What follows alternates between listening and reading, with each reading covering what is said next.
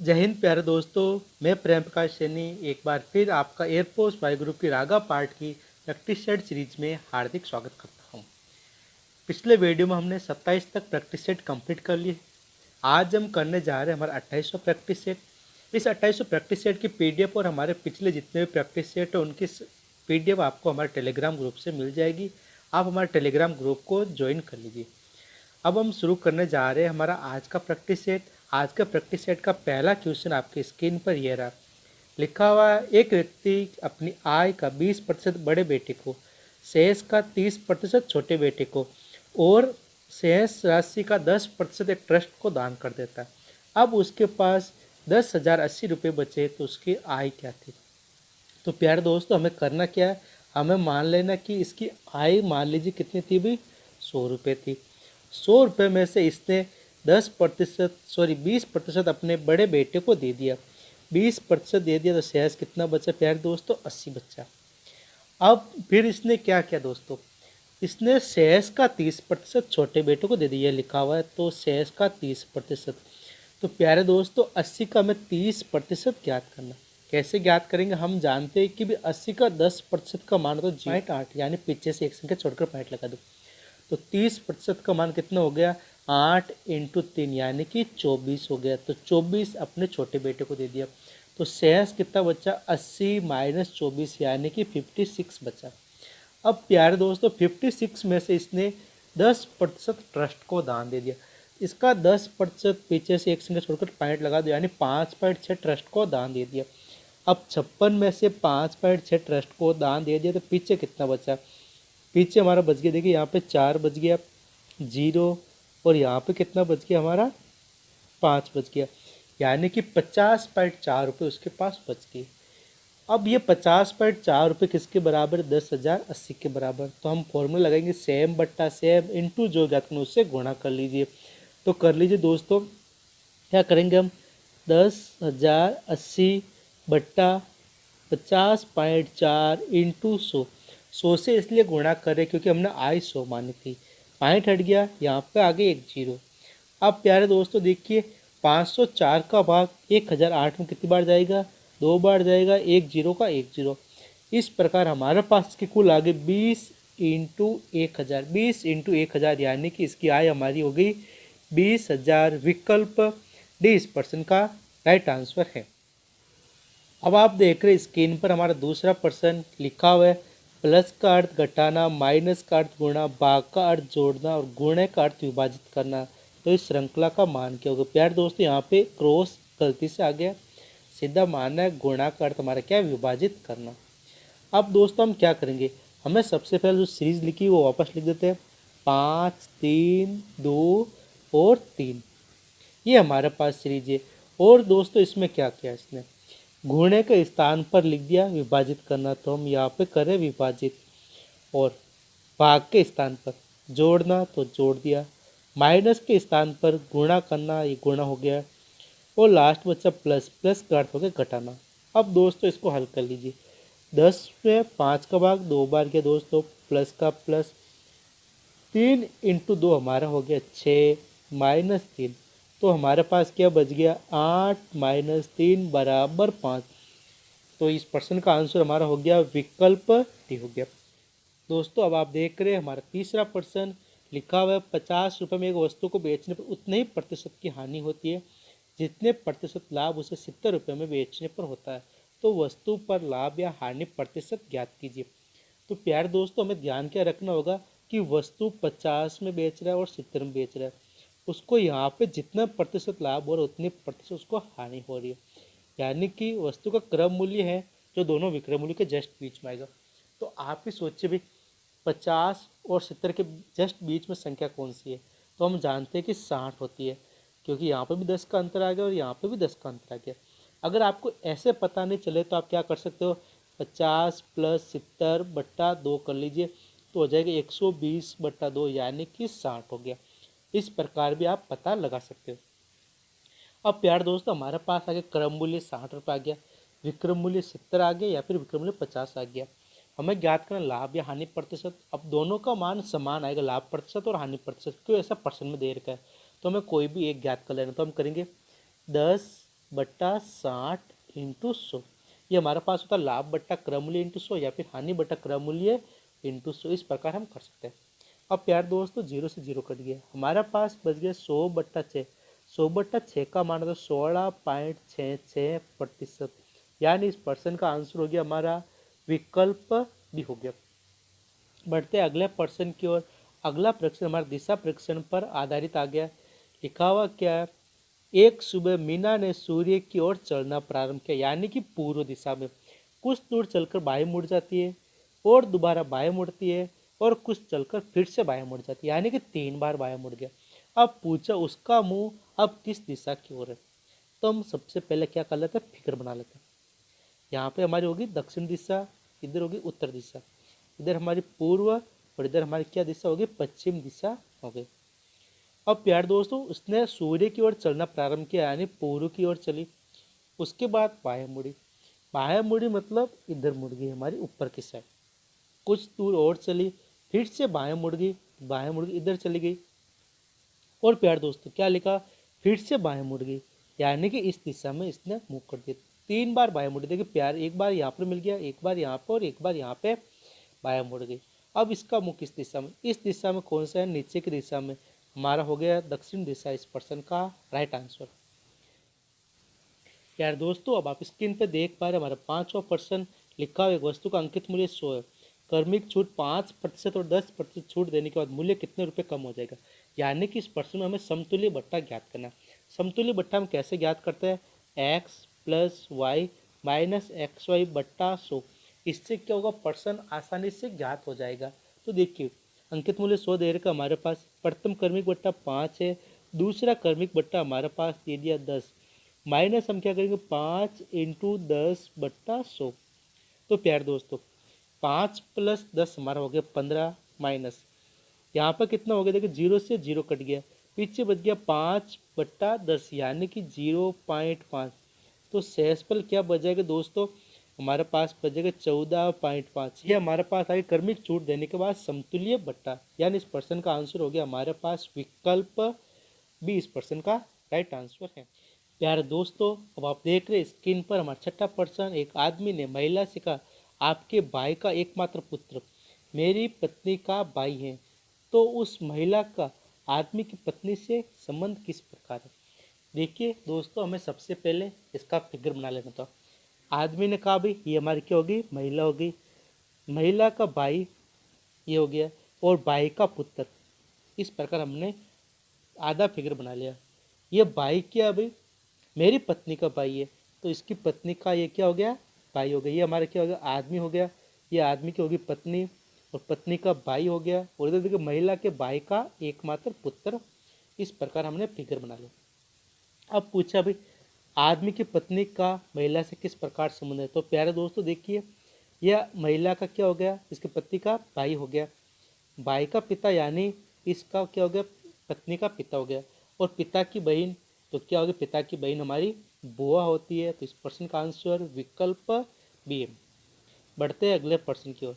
7वां प्रश्न आप स्क्रीन पर देख पा रहे हैं, किसी राशि पर 5% वार्षिक ब्याज की दर से 3 वर्षों 4 वर्षों में प्राप्त साधारण ब्याजों का अंतर 42 रुपये है, तो वह राशि बताओ। यार दोस्तों हमें इसके कॉन्सेप्ट याद होने चाहिए, हम इसको आसानी से कर सकते हैं। देखिए दर 5% है और 3 साल में, तो इसका ब्याज कितना बन रहा है, 15 बन रहा है। इसी प्रकार दर हमारे पास है कि 5% और समय हमारे पास 4 वर्ष हो, तो ब्याज हमारा बनेगा 20 बन जाएगा। तो देखिए दोस्तों यहाँ पे प्रतिशत में अंतर कितना आ रहा है, प्रतिशत में अंतर आ रहा है हमारा 5, और हम फॉर्मूला लगा देंगे सेम बट्टा सेम इंटू जो घात में उससे गुणा कर लीजिए। तो देखिए ये भी अंतर है, 42 भी अंतर है हमारा और 5 भी अंतर है, तो कर लेंगे 42/5 अंतर बट्टा अंतर सेम बट्टा सेम होगा, इंटू जो घात में उससे गुणा कर लीजिए। हम गुणा कर लेते हैं 100 से, इससे हमें धनराशि मिल जाएगी। 5 का भाग 100 में कितनी बार गया दोस्तों, 20 बार गया, ऊपर बच गया 42/20, 42/20 हमारे पास हो गया 840। ऐसा डी विकल्प में लिखा है, तो इस प्रश्न का आंसर विकल्प डी हो गया दोस्तों। अगला प्रश्न आप स्क्रीन पे देख पा रहे दोस्तों, लिखा हुआ मनीषा लड़कियों की पंक्ति में दोनों छोर से 11वें स्थान पर है, तो पंक्ति में कुल कितने लड़के हैं। तो प्यारे दोस्तों ये हमारी होगी मनीषा, इधर भी स्थान और इधर भी स्थान, कौन सा इसका 11वां। इसका मतलब क्या हुआ दोस्तों, मनीषा के आगे 10 लड़के हैं, मनीषा के पीछे 10 लड़के हैं। इस प्रकार कुल हमारा मनीषा का 11वां स्थान आ गया। तो हमें ज्ञात करना कि पंक्ति में कुल कितनी लड़कियां हैं। तो प्यारे दोस्तों काउंट कीजिए, 10 प्लस 10 20 हो गया, प्लस हमारी एक होगी मनीषा। इस प्रकार पंक्ति में कुल कितनी लड़कियां होगी, 30 लड़कियां होगी। विकल्प बी इस प्रश्न का राइट आंसर है दोस्तों। बढ़ते हैं अगले प्रश्न की ओर। अगला प्रश्न, 9वां प्रश्न आप स्क्रीन पर देख पा रहे, लिखा हुआ है 30% एल्कोहल की मात्रा वाले मिश्रण को 50% एल्कोहल की मात्रा वाले मिश्रण में किस अनुपात में मिलाए कि नए मिश्रण का अनुपात 45% हो जाता है। प्यारे दोस्तों मिश्रण का पार्ट है, बहुत ही आसान प्रश्न है। इसको आप एलिगेशन लगा के कीजिए, आप इसको चुटकियों में हल कर सकते हैं। हम इस प्रकार करते, माना कि हमारा पहला मिश्रण हो गया, ये हमारा हो गया दूसरा मिश्रण दोस्तों। पहले मिश्रण में एल्कोहल हमारी 30% है, दूसरे मिश्रण में हमारी एल्कोहल कितनी है 50% है, और दोनों का सम्मिलित मिश्रण में इसकी मतलब क्वांटिटी कितनी है 45% है। तो प्यार दोस्तों हमें क्या करना है, इन दोनों का अंतर यहाँ पे लिखना है। तो 50 माइनस 45 हमारा कितना हो गया 5 हो गया, और इन दोनों का अंतर हमें यहाँ पे लिखना है। तो 45 माइनस 30 हो गया, हमें केवल अंतर लिखना है। तो 45 माइनस 30 हमारा कितना हो गया 15 हो गया। तो प्यारे दोस्तों ये आगे दोनों मिश्रणों का अनुपात 5:15, यानी कि हो गया 1:3। कौन से विकल्प में लिखा 1:3, विकल्प 20% का राइट आंसर हो गया दोस्तों। मेरे प्यारे दोस्तों अब आप देख रहे हैं स्क्रीन पर हमारा 10वां प्रश्न लिखा है 700 रुपये को ए बी सी में इस प्रकार विभाजित किया गया है कि ए और बी का अनुपात 2:3 और बी और सी का अनुपात 4:5 है। तो प्रत्येक द्वारा प्राप्त राशि का अनुपात ज्ञात कीजिए। दोस्तों इसको एक करने का तरीका तो एक तो होता है कि हम जैसा हर बार करते हैं वैसा कीजिए, दूसरा तरीका होता है हम विकल्पों की सहायता से कैसे कर सकते हैं। विकल्पों की सहायता से करने के लिए हमारे पास देखिए दोस्तों लिखा ए और बी का अनुपात 2:3। तो मैं चारों विकल्पों में चेक कर लेना होता है कि ए और बी में किसमें 2:3 आ रहा है। एक मिल जाए तो हम बी और सी में फिर चेक करेंगे 4:5। इस प्रकार हम विकल्पों की सहायता से आसानी से कर सकते हैं। विकल्प ए चेक करते हैं। विकल्प ए में लिखा है 150 और 250। अब ये देखिए 2:3 में है क्या, हम इसको 5 की टेबल से काट ले 3:5 मारते, यानी कि ये विकल्प होगा नहीं हमारा। इसी प्रकार देखिए सी में भी इस देर का है 150 और 250, तो विकल्प सी भी होगा नहीं। अब बच्चा हमारे पास विकल्प बी और विकल्प डी।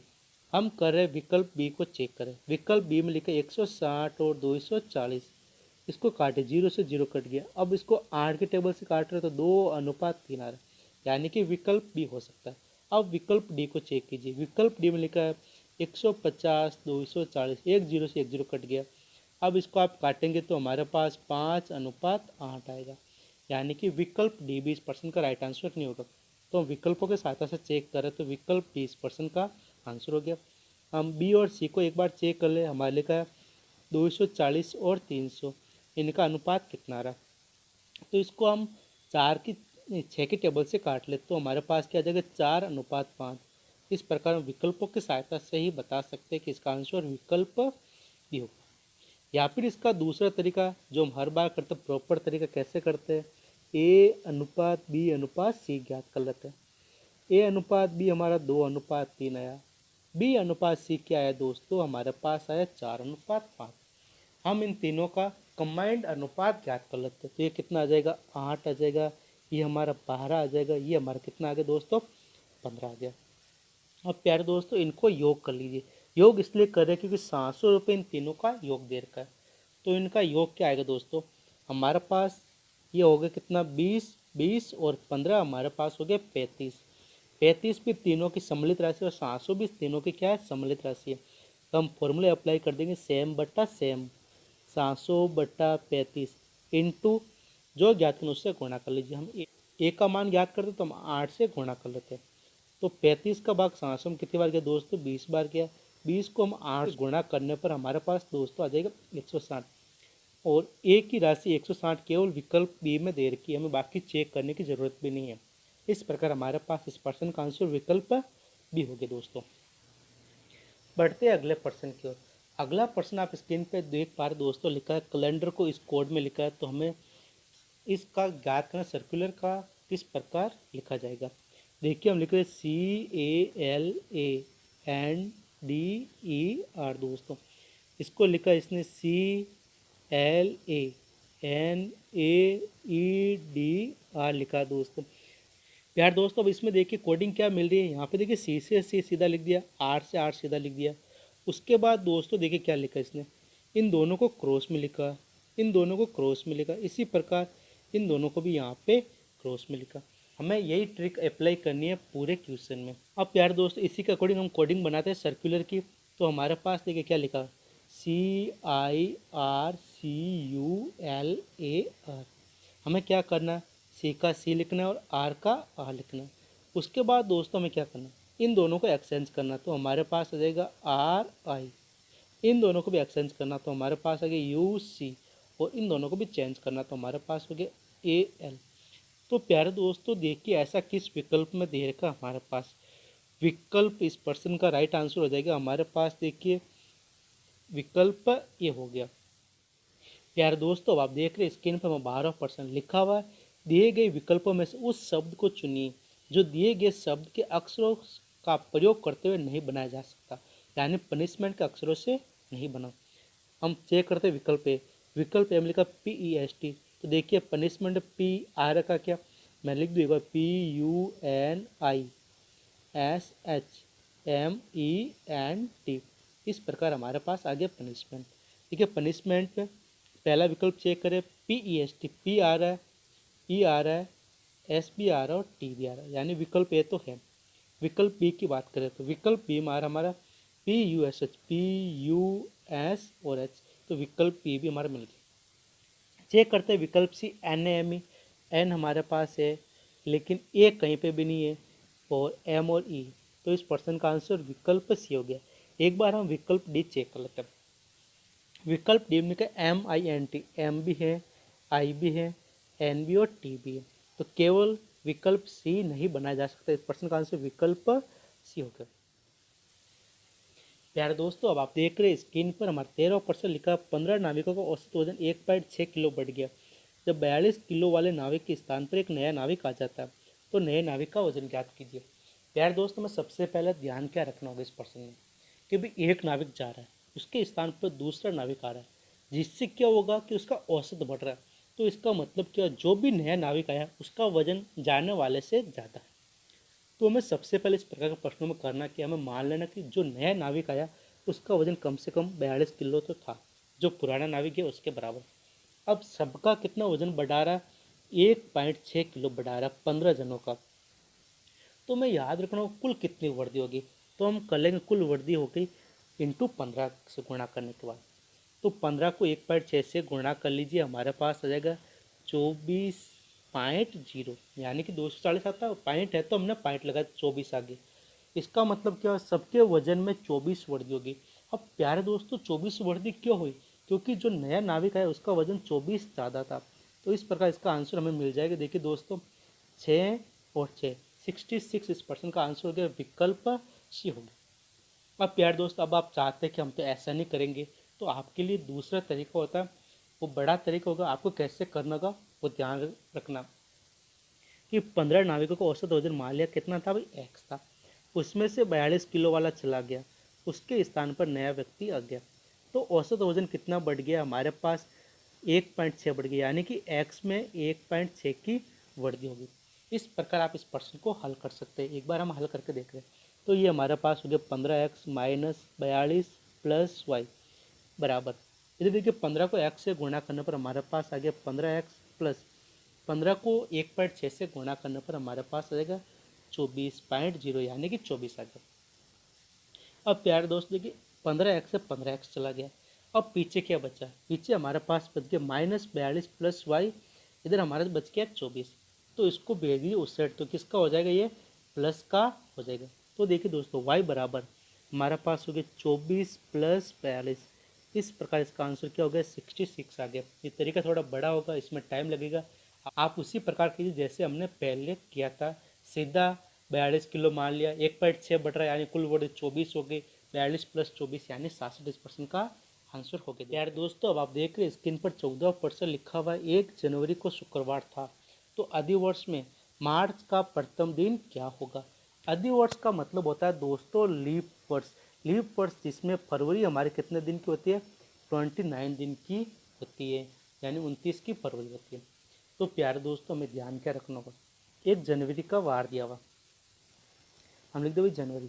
अब प्यारे दोस्तों देखिए जनवरी में शेष दिन कितने बच गए, 31 दिन होते हैं, एक दिन तो चला गया, शेष दिन हमारा बच गया 30 दिन। और फरवरी, फरवरी हमारी लीप अधिवर्ष या लीप वर्ष में कितने दिन की होती है, हमारी 29 दिन की होती है। और हमें ज्ञात करना 1 मार्च का वार ज्ञात करना। तो दोस्तों हम कैसे करेंगे, हमें सबसे पहले ओड डे ज्ञात करना पड़ेगा कि इसमें कितने ओड डे आ रहे हैं।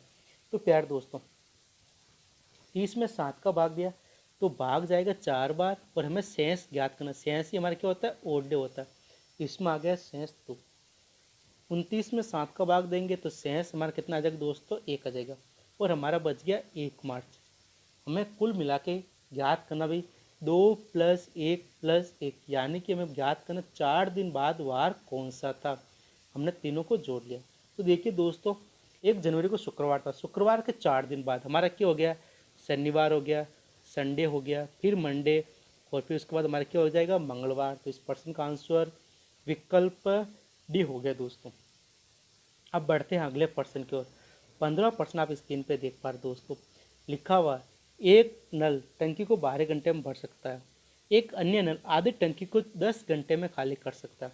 दोनों नल एक साथ खोल दिया जाए तो टंकी को आधा भरने में कितना समय लगेगा। दोस्तों में आधा भरने का पूछा है, तो हम कैसे ज्ञात करेंगे दोस्तों। हम जानते हैं कि दोस्तों कि पहला नल है जो टंकी को 12 घंटे में भरता है, दूसरा नल टंकी को आधी खाली करने में 10 घंटे ले रहा है। तो प्यार दोस्तों पूरी टंकी को खाली करने में कितना समय लगेगा, हमारा 20 घंटे लेगा। तो हम यहाँ पे माइनस लगा रहे हैं, इसको प्लस कर दे क्योंकि ऊपर वाला तो भर रहा है और नीचे वाला खाली कर रहा है। तो हम दोस्तों क्या करेंगे, इन दोनों का एलसीएम कितना आया हमारे पास, 60 हो गया। 12 का भाग 60 में कितनी बार गया, 5 बार दोस्तों। -20 का भाग 60 में कितनी बार गया दोस्तों, -3 बार। अब इन दोनों को जोड़ लीजिए तो 5 में से 3 के जोड़ने पर ये माइनस हो जाएगा, तो कितना बच गया, 2। यानी कि प्रत्येक घंटे में टंकी 2 लीटर भरी और हमें कुल 60 लीटर भरनी है, पूरी भरनी है। तो हम पहले ज्ञात कर ले पूरी टंकी को भरने में कितना समय लगेगा दोस्तों। पूरी टंकी को भरने में समय लगेगा 60/2, यानी कि हमारे पास हो गया 30 घंटे लग गया। लेकिन हमें पूछा टंकी को आधे भरने में कितना समय लगेगा, आधा भरना तो कितना हो जाएगा भाई, 30/2, यानी कि 15 घंटे में आधी टंकी भर जाएगी दोस्तों। हमारा अगला प्रश्न आप स्क्रीन पे देख पा रहे दोस्तों। लिखा हुआ है अरुण लंबा है संजय से, विपुल लंबा अरुण से, कृष्ण उतना लंबा नहीं है जितना विपुल है, किंतु अरुण से लंबा है, तो सबसे लंबा कौन है। हमें सबसे पहले इसमें क्या करना होगा दोस्तों, फिगर बना लेना होगा। फिगर से हम इस प्रश्न को आसानी से समझ लेंगे। क्या लिखा हुआ दोस्तों, अरुण है हमारा जो लंबा किससे दोस्तों, संजय से लंबा है। और लिखा है विपुल लंबा है अरुण से, तो विपुल ऊपर हो गया लंबा। उसके बाद देखिए दोस्तों कृष्णा उतना लंबा नहीं है जितना विपुल लंबा, यानी कि कृष्णा क्या हो गया, विपुल से छोटा हो गया, किंतु अरुण से लंबा, यानी कि कृष्ण हमारे बीच में आ गया। यार दोस्तों इस प्रश्न में पूछा हमें सबसे लंबा कौन है, तो सबसे लंबा हमारा हो गया विपुल, इस प्रश्न का आंसर है। प्यारे दोस्तों अब आप देख रहे हैं स्क्रीन पर हमारा अगला प्रश्न लिखा हुआ, एक मशीन का मूल्य प्रतिवर्ष 10% की दर से घटता है। यदि मशीन का वर्तमान मूल्य 729 रुपये है तो 3 वर्ष पहले मशीन का मूल्य क्या था। दोस्तों प्रश्न प्रतिशत चैप्टर का, आप प्रतिशत चैप्टर को अच्छे से पढ़ लीजिए, आप आधे से ज़्यादा चैप्टर को आसानी से कर लेंगे, क्योंकि प्रतिशत से मैथमेटिक्स की क्या होती है, जान होती है। तो दोस्तों मैं इसको कैसे करूँगा, ध्यान से देखना। ये हमारे पास है 10% की दर से घटता है, 10% को भिन्न रूप में बदल दिया, यानी 100 का भाग दिया, तो कितना आ गया, 1/10। इसका मतलब क्या हुआ दोस्तों, 10 पर 1 की कमी। तो मान ली 10 कीमत थी तो हमारे पास कीमत कितनी होगी, 9 कीमत होगी। इसी प्रकार देखिए दोस्तों हमारे पास 10 कीमत थी तो 9 कीमत होगी, 10 कीमत थी 9 कीमत होगी। 3 बार लिखा इसलिए दोस्तों कि इसने 3 साल की बात की। अब यहाँ पे क्या करना है, इन तीनों का गुणा कर लीजिए, तो 10 × 10 × 10 हमारा कितना हो गया, 1000 हो गया। 9 × 9 × 9 हमारे पास कितना हो गया, 729 हो गया दोस्तों। दोस्तों हमें ज्ञात करना अब कि वस्तु का 3 साल पहले मूल्य क्या था। वर्तमान में 729 है तो 3 साल पहले हमारा क्या आ गया दोस्तों, 1000। सीधा इस प्रश्न का आंसर मिल गया। अब बढ़ते हैं अगले प्रश्न की ओर। हमारे दोस्तों अब आप देख रहे हैं स्क्रीन पर हमारा अगला प्रश्न लिखा हुआ है 100 मीटर लंबी दीवार को 7 पुरुष या फिर 10 स्त्रियां 10 दिन में बना सकती है। तो 14 पुरुष और 20 स्त्रियां 600 मीटर दीवार को कितने दिन में बना लेंगे। तो दोस्तों हमें सबसे पहले क्या ज्ञात करना है कि इनमें संबंध क्या है, कि यानी कि 7 पुरुष यानी कि 7 मेल बराबर हो गए हमारे 10 फीमेल के बराबर हो गए, 10 वुमेन के बराबर हो गए। तो यहाँ पे देखिए दोस्तों हमें पूछा है कि 14 मेल प्लस 20 फीमेल का हमें ज्ञात करना कि ये काम कितने दिन में कर लेंगे। तो प्यारे दोस्त हमें करना क्या होगा, यहाँ वाली राशि होगी उसको हमें एक राशि में चेंज करना होगा, यानी कि या तो दोनों को मेल बना दो या फिर दोनों को फीमेल बना दो। इस प्रकार हम इस प्रश्न को कर सकते हैं। तो यहाँ पे जिस प्रकार लिखा है उसके अकॉर्डिंग देखिए भाई, 7 पुरुष बराबर है 10 स्त्रियाँ, तो 14 पुरुष यानी कि 14 मेल कितनी स्त्रियों के बराबर हो जाएगा, हमारे पास 20 स्त्रियों के बराबर हो जाएगा। तो हम यहाँ पे क्या करेंगे, जहाँ पे 14 पुरुष लिखा हो वहाँ पे लिख देंगे 20 स्त्रियाँ, और 20 स्त्रियाँ पहले से हो गई। तो हमारे पास पर्सन बन गया 40 स्त्रियाँ 600 मीटर लंबी दीवार को कितने समय में बना लेगी। दोस्तों तो देखिए हमारे पास फॉर्मूला होता है MDH/W बराबर होता है MDH/W। इसमें मेल हो गया या आवर्स हो गया, ये हमारा क्या होगा घंटे हो गया, नीचे क्या हो गया काम हो गया। तो दोस्तों कीजिए इसको कैसे करेंगे। हमारे पास देखिए अब यहाँ पे पर्सन बन गए भाई, 10 महिलाएं किसी काम को 10 दिन में कर सकती है, तो 40 महिलाएं उस काम को कितने दिन में करेगी। तो देखिए हमारे पास हो गया 10 इंटू 10 बट्टा हो गया वर्ग यानी 100 मीटर दीवार है। अब बराबर क्या हो गया दोस्त, देखिए दोस्तों हमारे पास हो गई 40 महिलाएं, हमें बताना एक्स दिन में 600 मीटर लंबी दीवार बना लेंगे। अब इसको हल कर लीजिए, हमारा आंसर मिल जाएगा। 100 से 100 कट गया, एक जीरो से एक जीरो कट गया दोस्तों। अब देखिए दोस्तों 4 का भाग 60 में कितनी बार गया दोस्तों, 15 बार गया। 15 को इस साइड भेज दो तो हमारे पास x बराबर आ जाएगा 15 दिन। इस पर्सन का राइट आंसर हो गया दोस्तों। यार दोस्तों इस बार हम पुरुषों की संख्या को लेकर इस प्रश्न को करने का प्रयास करें। यहाँ पर लिखा दोस्तों 10 स्त्रियां बराबर 7 आदमी, यानी कि 10 फीमेल बराबर हमारे पास हो गया 7 मेल। हमें यहाँ पर पूछा है 14 आदमी प्लस 20 स्त्रियां, तो 20 फीमेल बराबर हमारे पास कितने हो गए 14 आदमी। तो प्यारे दोस्तों हमारे पास यहाँ पर प्रश्न बन गया कि 100 मीटर लंबी दीवार को 7 आदमी 10 दिन में बना सकते हैं। तो 28 पुरुष 600 मीटर दीवार को कितने दिन में बना देंगे। 28 पुरुष कैसे आएगा, 20 स्त्री बराबर यहाँ पे 14 आदमी। तो हम फॉर्मूला वही अप्लाई करेंगे जो भी पिछले क्वेश्चन में किया, तो अकॉर्डिंग हम इसको करने का प्रयास कर रहे हैं दोस्तों। तो देखिए दोस्तों हमारे पास क्या हो गया, 7 आदमी 10 दिन में 100 मीटर लंबी दीवार बना सकते हैं। तो 28 आदमी एक्स दिन में 600 मीटर लंबी दीवार बना देंगे।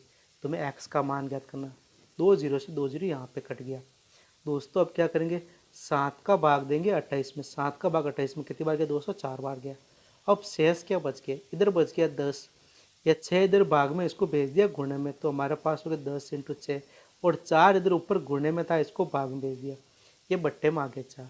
इस प्रकार हमारे पास बन गया 60/4, यानी कि 15 दिन। इस प्रश्न का राइट आंसर हो गया दोस्तों। मेरे प्यारे दोस्तों आप देख रहे हैं स्क्रीन पर 1900% लिखा हुआ है, दिए गए विकल्पों में से लुप्त संख्या ज्ञात कीजिए। हमारे पास 4 विकल्प है और हमें इस क्वेश्चन मार्क के स्थान पर विलुप्त संख्या है, वो हमें बताने की कौन सी संख्या आएगी। तो हमारे पास इस प्रकार फिगर आ गया। देखिए दोस्तों इसमें संबंध क्या दिख रहा है आपको, मैं आपको संबंध बनाने का प्रयास करूँ। यहाँ पे इस प्रकार आ रहा है कि 5 का डबल 10 कर दिया, 7 का डबल यहाँ पे कर दिया 14, तो यहाँ पे क्या हो जाएगा हमारे पास 9 का डबल, 9 का डबल, यानी कि इसका आंसर हो जाएगा हमारा 18। क्वेश्चन मार्क के स्थान पर विकल्प डी इस प्रश्न का राइट आंसर हो गया दोस्तों। अब आप देख रहे हैं स्क्रीन पर हमारा 20% लिखा है, वह आरेख पहचानिए जो नीचे दिए गए वर्गों के सही संबंध को निरूपित करता है। हमारे पास संबंध दे रखा है चाय, कॉफ़ी और पेय। तो दोस्तों हम जानते हैं कि कॉफ़ी भी पीते हैं हम, चाय भी पीते हैं, यानी कि पेय पदार्थ में कॉफ़ी भी आ गया और चाय भी आ गया, लेकिन चाय और कॉफ़ी एक दूसरे से संबंधित नहीं है। तो ऐसा विकल्प ए में दे रखा, एक चाय हो गया, दूसरा हमारा कॉफ़ी हो गया, और पूरा हमारा क्या हो गया, पेय पदार्थ हो गया। तो इसका आंसर विकल्प ए है दोस्तों। बढ़ते हैं अगले प्रश्न की ओर। 21वां प्रश्न आप स्क्रीन पे देख पा रहे दोस्तों, यहाँ पे लिखा है अपूर्ण आकृति को पूरा कीजिए। हम लिखना भूल गए, यहाँ पे प्रश्न इसी प्रकार बनेगा, अपूर्ण आकृति को पूरा कीजिए। तो प्यारे दोस्तों में क्वेश्चन मार्क के स्थान पर बताना कौन सी आकृति आएगी। तो हम एक बार यहाँ पे क्वेश्चन मार्क को मिटा के आकृति को बनाने का प्रयास कर रहे हैं कि हमारी कौन सी आकृति आएगी दोस्तों। अब देखिए दोस्तों, हम क्वेश्चन मार्क को मिटा दिया। इस प्रकार जो भी आएगी सर्किल को पूरा करेगी। दूसरा, इस लाइन को भी पूरा करेगी। और क्या करेगी भी, ये ऊपर वाला सर्किल है तो यहाँ पे भी इस प्रकार हमारा सर्किल बनेगा। तो प्यारे दोस्तों देखिए, ऐसी आकृति कौन से विकल्प में बनी हुई जो हमारी रेड वाली दिख रही है। केवल विकल्प ए इस प्रश्न का आंसर है। नहीं, विकल्प ए में यहाँ वाला लाइन नहीं है, यहाँ वाला लाइन केवल विकल्प डी में दे रखी। तो इस प्रश्न का आंसर हमारा विकल्प डी हो गया दोस्तों। बढ़ते हैं अगले प्रश्न की ओर। अगला प्रश्न है, हम प्रश्न लिखना भूल गए लेकिन मैं आपको बता दूं, इसमें क्वेश्चन लिखा हुआ था कि यहाँ पे आकृति दे रखी एक्स, वो किस आकृति में निहित है, यानी कि एक्स आकृति किस आकृति में है। तो एक्स आकृति में हमारा बना वाई। तो प्यारे दोस्तों प्रश्न को ढंग से देखिए कि वाई किस आकृति में दे रखा है। इसमें कहीं पे भी नहीं है तो ये भी नहीं होगा हमारा आंसर। इसमें भी वाई कहीं नहीं दे रखा है, इसमें भी वाई कहीं नहीं दे रखा है, यानी कि सीधा वाई चाहिए हमें। इसी प्रकार ऐसा वाई केवल विकल्प ए में दे रखा हमारे पास, ये आपको दिख रहा है। इस प्रश्न का आंसर हो गया हमारा विकल्प ए हो गया दोस्तों। बढ़ते 2300 प्रश्न की ओर। यार दोस्तों, अब आप देख रहे हैं स्क्रीन पर 2300 प्रश्न लिखा हुआ। इनमें से किस राज्य की जनसंख्या सर्वाधिक है? हमें भारत के राज्य में से बताना है, महाराष्ट्र, उत्तर प्रदेश, बिहार या फिर आंध्र प्रदेश। तो प्यारे दोस्तों, सामान्य जीके का प्रश्न है, कई बार आ चुका पेपर्स में, तो हमें इसका आंसर पता होना चाहिए। तो इसका आंसर है सर्वाधिक जनसंख्या वाला राज्य हमारा कौन सा है? उत्तर प्रदेश है। और सबसे बड़ा राज्य राजस्थान राज्य है। अब आप देख रहे हैं स्क्रीन पर हमारा 24वां प्रश्न दोस्तों। लिखा हुआ है कि विकिपीडिया के संस्थापक कौन है? कूपर है, एरिक्सन है, वेल्स है या फिर फ्लेंचर है? तो भाई विकिपीडिया के संस्थापक दोस्तों कौन है? हमारे जिमी वेल्स। इस प्रश्न का आंसर विकल्प सी हो गया दोस्तों। बढ़ते हमारे अगले प्रश्न की ओर। प्यारे दोस्तों, अब आप देख रहे हैं स्क्रीन पर 25वां प्रश्न। 25वां प्रश्न लिखा है, रक्षा मंत्री राजनाथ सिंह संघाई कोऑपरेशन ऑर्गेनाइजेशन यानी एससीओ के सदस्य देशों की बैठक में हिस्सा लेने के लिए निम्न में से किस देश के लिए रवाना हुए? नेपाल के लिए, जापान के लिए, रूस के लिए या फिर चीन के लिए?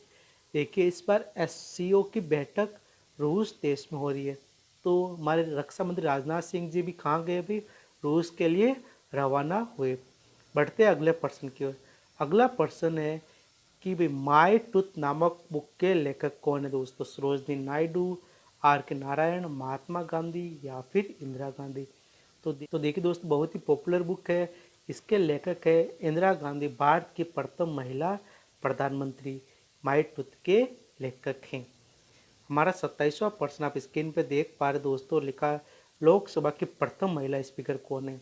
विजय लक्ष्मी पंडित, इंदिरा गांधी, सरोजनी नायडू या फिर मीरा कुमार? तो देखिए दोस्तों, भारत की प्रथम महिला लोकसभा स्पीकर रही हमारी मीरा कुमार, जो कब से कब तक रही? हमारी 2009 से लेकर 2014 तक रही। कौन से शासनकाल में? यूपीए 2 के शासनकाल में। यूपीए 2 में हमारे प्रधानमंत्री कौन थे? प्रधानमंत्री थे मनमोहन सिंह थे। और प्यारे दोस्तों, हमारे पास 3 विकल्प और देखे, विजय लक्ष्मी पंडित, इंदिरा गांधी या फिर सरोजनी नायडू। इनमें क्या है? सरोजनी नायडू रही भारत के किसी भी राज्य की राज्यपाल बनने वाली प्रथम महिला रही। सरोजनी नायडू सबसे पहले भारत में यूपी की महिला राज्यपाल बनी। इंदिरा गांधी भारत की प्रथम महिला प्रधानमंत्री रही, पंडित जवाहरलाल नेहरू की बेटी थी। और विजय लक्ष्मी पंडित, ये पंडित जवाहरलाल नेहरू की बहन थी और ये यूएन महासभा की प्रथम महिला अध्यक्ष बनी थी 1945 में। इस प्रकार हमने चारों विकल्पों के बारे में जानकारी हासिल कर ली। बढ़ते 28वां प्रश्न की।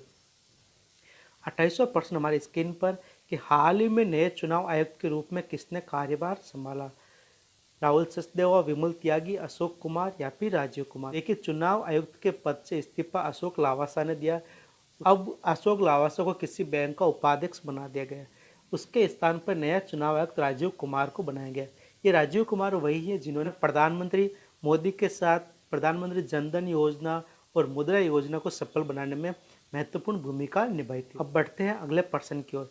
अगला प्रश्न है, भारत के नियंत्रण एवं महालेखा परिषद की नियुक्ति कौन करता है? राष्ट्रपति, मंत्रिपरिषद, प्रधानमंत्री या फिर लोकसभा का अध्यक्ष? देखिए दोस्तों, किसी की भी नियुक्ति करनी हो उसमें सबसे बड़ा योगदान हमारे राष्ट्रपति जी का होता है। तो नियंत्रक और महालेखा परिषद यानी केग की नियुक्ति कौन करता है? भारत के राष्ट्रपति करते हैं। आज का हमारा आखिरी प्रश्न आप स्क्रीन पे देख पा रहे दोस्तों, लिखा है ऊष्मा का मात्रक क्या?